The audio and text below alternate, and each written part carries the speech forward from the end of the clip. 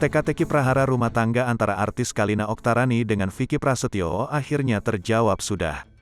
Kalina secara tegas membenarkan kabar bahwa dirinya sudah bercerai dari Vicky Prasetyo.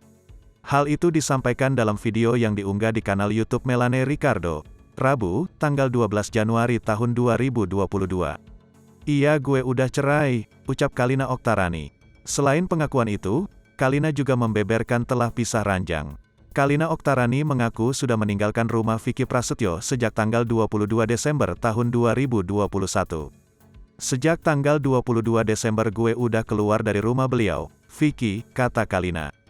"Bukan karena gue minggat seperti banyak berita di luaran, gue harus luruskan.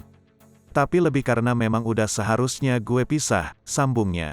Menurut ibu satu anak ini, sebelum memutuskan keluar dari rumah Vicky, keduanya memang sudah membicarakan soal perpisahan.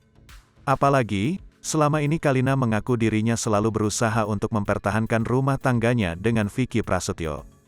Dan saat itu udah bicara tentang kata pisah. "Mungkin belum divorce, baru diucapkan kata pisah," ungkap Kalina Oktarani. "Gue merasa punya pride sendiri, bukan berarti karena gue tidak mau mempertahankan rumah tangga. Bukan berarti gue tidak mau mencoba untuk bertahan dan bersabar, gue udah mencoba segala hal," lanjutnya.